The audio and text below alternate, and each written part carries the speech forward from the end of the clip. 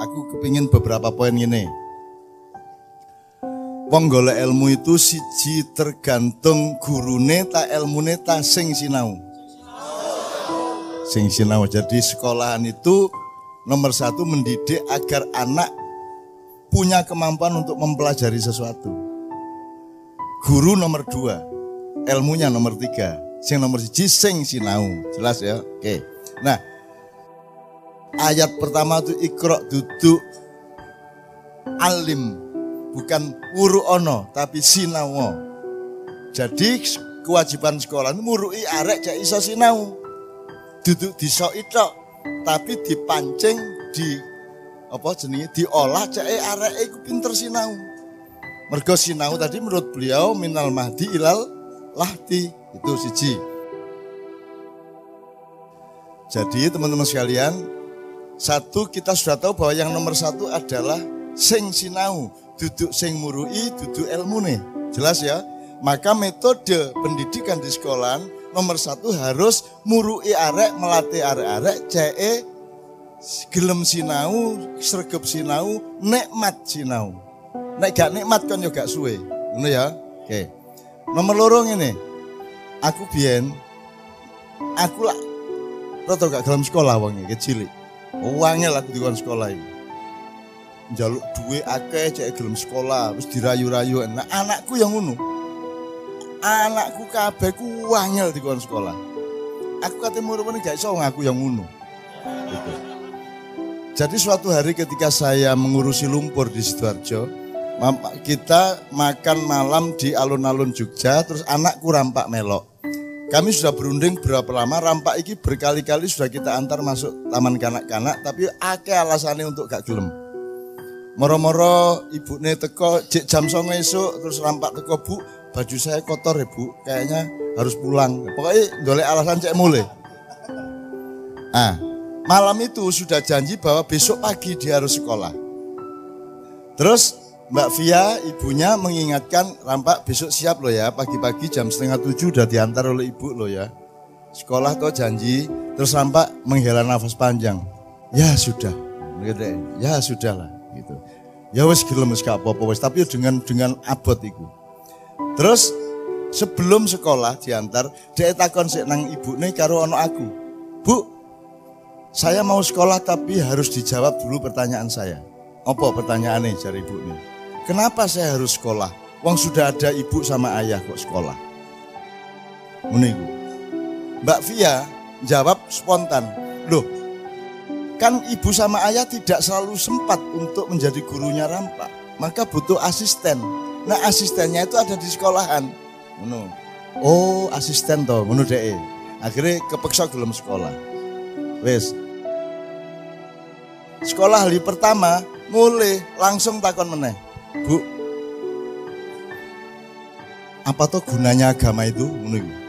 Mbok. Nek aku Ustaz langsung tak kaplok arek iki. Apa tuh gunanya agama itu? Menurut sinis ini udah. Terus aku kepeksa aku jawab ngene lho rampak. Urip iku menungso iku gak roh kabeh. Akeh sing dhek gak roh. Nah sing gak roh iku dikandani karo Gusti Allah. Carane ngandani iku liwat agama. Nek kon gak gelem agama, kon rohmu mek didik gak roh akeh. Oh gitu toh agama itu dhek ngomong ngono. Saya pikir mata pelajaran. Ngono iku dhek.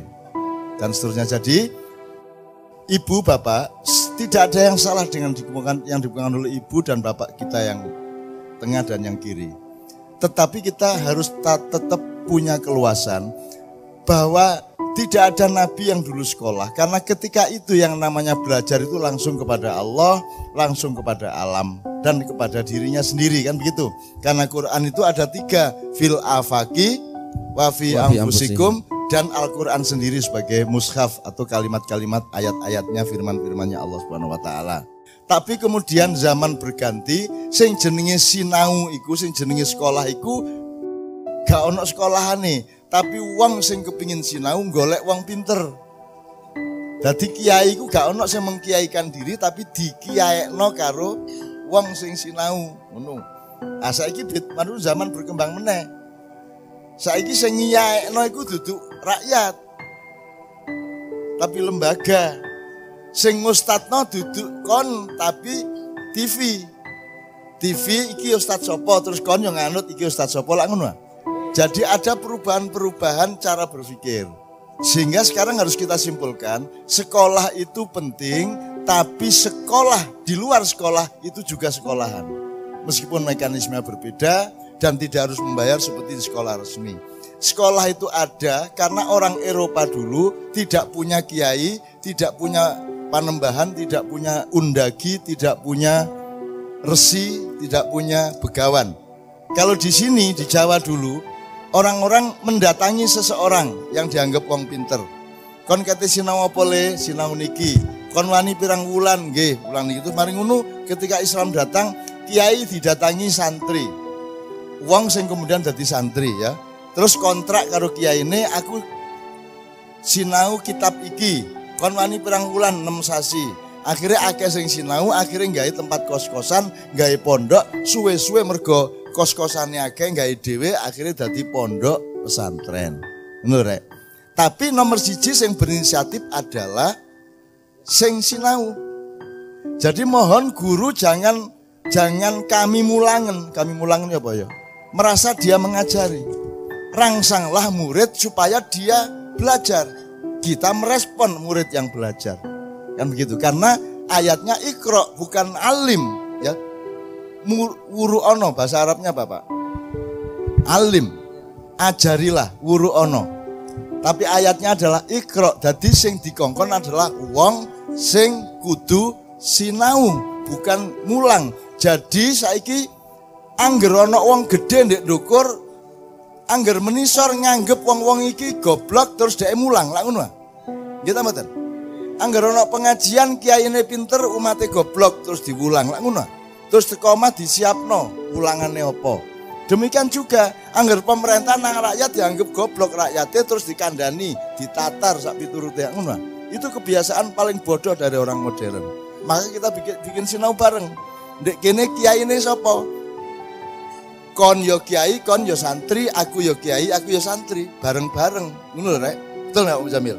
Nah, karena selama ini angger ustad mesti ngarani sing ndek ngarepe iku goblok. Angger kiai ngarani sing ndek ngarepe gurung alim kaya dheke. Jadi kita ini modern tapi sangat feodal, sangat tradisional dan sebenarnya agak primitif. Maka bikin sinau bareng adalah supaya kita betul-betul satu sama lain saling belajar, dan guru besar kita adalah Allah Subhanahu wa taala, Kanjeng Nabi Muhammad, para aulia dan ulama. Nah, ulama ini nanti ada perkara juga. Zaman Nabi Muhammad ulama ini sapa? Sebutan siji. Sapa ulama ini? Lagi ono sih. Nah, waktu itu belum ada uang disebut ulama iku gorong ono. Saiki wis sampai ulama iku dilembagakan, wis ono majelis ulama. Wis. Lah ngono MUI. Zaman Nabi Muhammad ulama iki sapa? Karena ulama itu sebuah pengertian yang dinamis, bukan lembaga, identitas atau profesi. Saiki ulama jadi profesi. Ya apa saiki iki? Ustad profesi. Suwe-suwe lunga kaji profesi. Apa profesimu umroh karo kaji? Ben wulan umroh kaji setahun pisan, nak ngono. Gitu ya Pak Muzamil ya. Nah, padahal ulama definisinya wa may yakhshallah. Innama yakhshallah min ibadihil ulama. Artinya orang-orang yang takut kepada Allah. Sesungguhnya orang-orang niscaya gitu Pak, innama ya. Iya, orang-orang yang hanya takut kepada Allah, mereka lah orang-orang yang berilmu. Mereka lah orang yang berilmu, bahasa Arabnya ulama. Duduk lembaga, duduk identitas, duduk profesi. Saiki pekerjaan titik 2 ulama. Ya apa? Yang satunya dodol bakso, sijine ulama. Loh, ulama bukan profesi. Ulama itu sesuatu yang dinamis dan definisinya adalah orang semakin wedi karo Gusti Allah semakin ulama. Mergo kon dukur ilmumu kon ro nek Gusti Allah iku gak oleh kon dulinan kan gitu. Jadi ulama bukan lembaga aslinya, tapi saiki wis dadi lembaga. Kon pokoke ketok ya apa disebut ulama.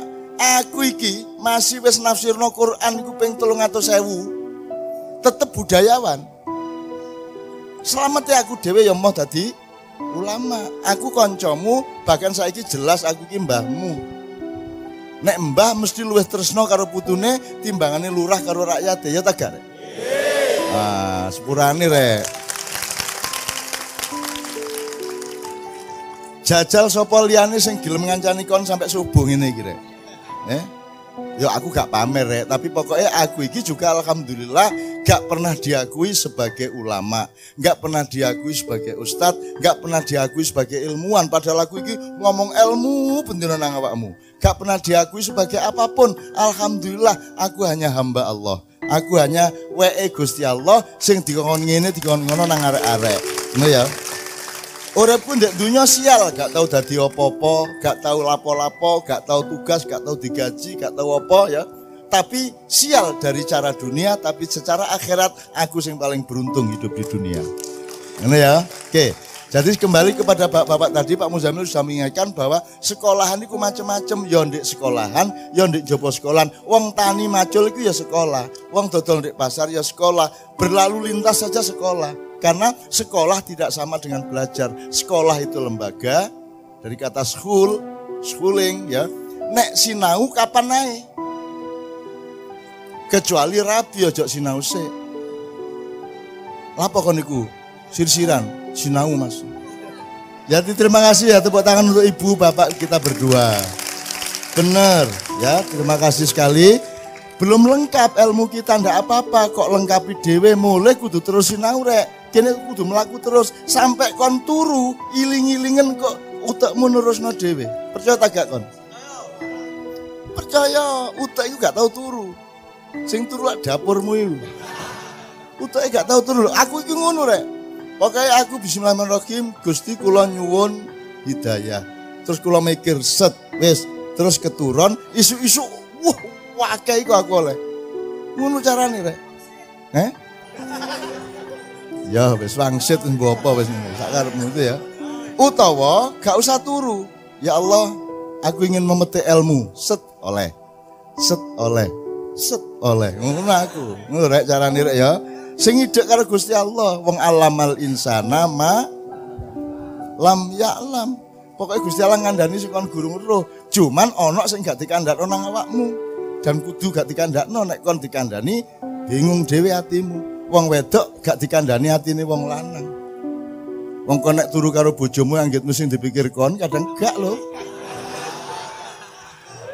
Sing wedok yang ngono, mulane tidak semua harus kita ketahui. Salah satu jenis ilmu adalah menahan diri untuk tidak perlu mengetahui sesuatu yang tidak perlu diketahui. Misalnya aurat orang yang bukan muhrimnya.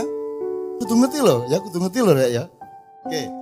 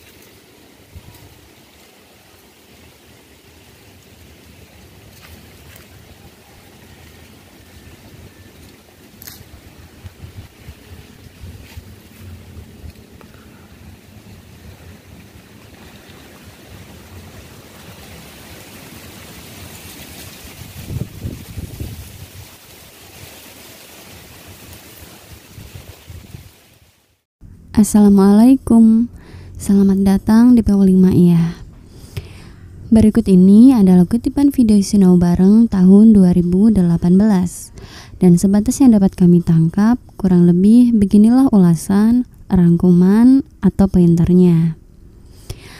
Di awal, Mbah Nun merespon dua pembicara sebelumnya untuk kemudian dijadikan pembelajaran bersama. Dan kurang lebih berikut ini poin-poinnya. Jadi pada poin yang pertama intinya adalah tidak ada manusia yang tidak belajar, karena tugas dari setiap manusia adalah belajar, sebagaimana juga yang sudah Allah firmankan pada ayat pertama, yakni Iqra atau bacalah. Sehingga titik beratnya adalah semua manusia memiliki tugas yang sama, yakni belajar bukan mengajar. Kalau toh ada yang mengajar, itu dalam rangka si pengajar yang sedang belajar. Karena belajar memiliki metode yang beragam, ada belajar dengan cara mengajar, ada belajar dengan cara memandangi lautan, ada belajar dengan cara mencangkul, dan seterusnya. Intinya, semua manusia memiliki posisi yang sama, yakni tidak ada manusia yang tidak belajar. Karena maha guru manusia hanyalah Allah. Kemudian pointer yang kedua adalah setelah kita mengetahui bahwa yang nomor satu itu belajar, maka kita harus menyadari bahwa metode yang seharusnya dipakai dalam pendidikan adalah merangsang anak didik untuk belajar. Jadi seharusnya guru menyadari bahwa anak didik itu dipancing agar menemukannya sendiri, bukan hanya sekedar dikasih tahu saja terus-menerus. Artinya tugas guru seharusnya memandu supaya anak didiknya mau belajar, rajin belajar, dan nikmat belajar. Pointer selanjutnya, Mbah Nun ngendiko bahwa semua yang sudah disampaikan oleh pembicara sebelumnya perihal pendidikan, menurut Mbah Nun tidak ada yang salah. Namun Mbah Nun menawarkan supaya kita tetap punya keluasan bahwa tidak ada satupun nabi yang dulu sekolah. Karena kala itu yang namanya belajar itu langsung kepada Allah, kepada alam, dan kepada dirinya sendiri. Karena Quran itu ada 3, fil afaki wa fi anfusikum, dan Quran itu sendiri sebagai mushaf atau kalimat-kalimat, ayat-ayat atau firman Allah. Namun kemudian zaman berganti, yang namanya belajar itu, yang namanya sekolah itu dulu tidak ada sekolahnya. Tapi orang yang ingin belajar lantas dia mencari orang pintar. Jadi aslinya tidak ada yang mengkiaikan dirinya sendiri, tapi dikiaikan oleh orang yang belajar aslinya. Tapi kemudian zaman berubah lagi. Sekarang itu yang mengkiaikan bukan rakyat, tapi lembaga, yang mengustadkan bukan kamu, tapi TV. Jadi saat ini sudah terjadi banyak perubahan cara berpikir. Sehingga menurut Mbah Nun, sekarang harus kita simpulkan bahwa sekolah itu penting, tapi sekolah di luar sekolah itu juga sekolahan. Meskipun mekanismenya berbeda dan tidak harus membayar seperti di sekolah resmi.